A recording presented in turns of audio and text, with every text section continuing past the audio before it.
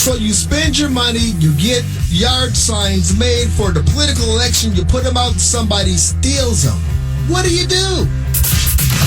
Ladies and gentlemen, children of all ages, welcome to the Conservative Circus with James T. Harris. Over the past several years, many school bond measures have failed to win the approval of Maricopa County voters. That trend has created an atmosphere of desperation in some school districts, particularly among the personnel and various businesses that rely on those bond projects for survival. Now, this week, a Paradise Valley Unified School District board candidate, Eddy Jackson, who opposes the district's current bond measure, found himself face to face with a group of men he believes are responsible for the theft of campaign signs. Can you imagine? Can you imagine being in that situation? One of the men featured in the video has been identified as the husband of former Arizona State Senator Heather Carter. We welcome to the center ring, Eddy Jackson. And Eddy, you were able to do what most people involved in politics today only dream of. You were able to confront the suspects in the theft of your campaign signs. What was that like? Thank you, James T., for having me on. Definitely, it was really shocking. After 12 of our signs were stolen, we hoped that we could catch the culprit and hold them accountable. We ended up following them throughout the valley to the residence, then to a storage facility off of the 17, where we confronted them, and it was pretty exciting.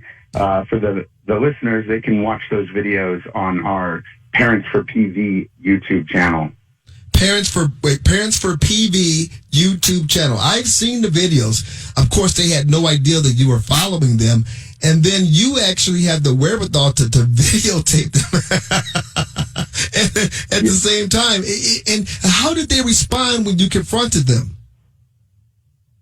They were shocked. I caught them off guard. As soon as I got out of the vehicle, I immediately started recording. And I asked them why I could visibly see our signs in their storage locker, and I asked them why they had my signs, and they were dumbfounded. And eventually Mr. Carter grabbed the signs and pretty much threw them on a table in front of me.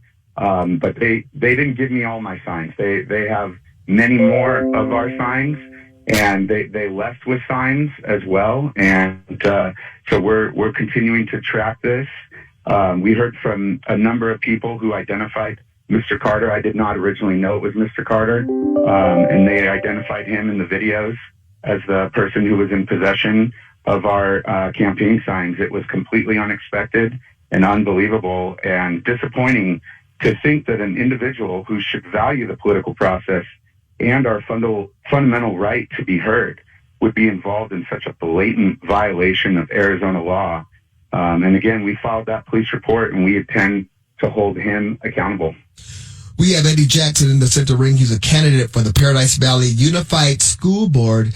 And Eddy, what went through your mind? I mean, you said you didn't know right away, but once you realized that the guy was the former husband of State Senator Heather Carter, I mean, I imagine your mind had to be running just in all different types of direction about what would have the spouse of a state senator do something like this.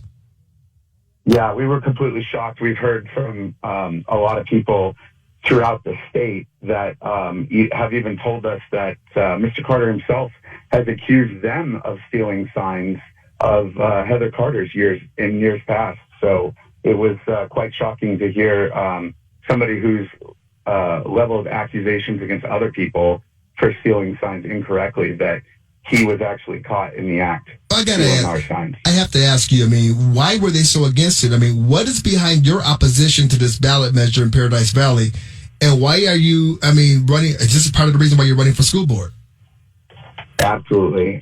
So Paradise Valley is proposing another massive $340 million bond, which is a 44% increase over the 2019 bond, despite sharply declining enrollment. We've lost over 4,000 students in PV schools, and the district still has over $120 million from the prior bond on hand This bond proposal is excessive and not needed.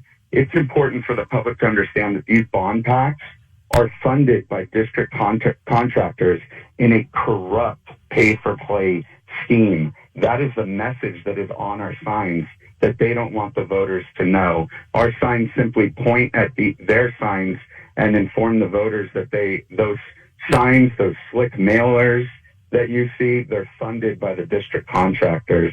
In our district, contractors have funded the PAC with over $133,000 to date. And in these times of record inflation, our taxpayers deserve a tax cut.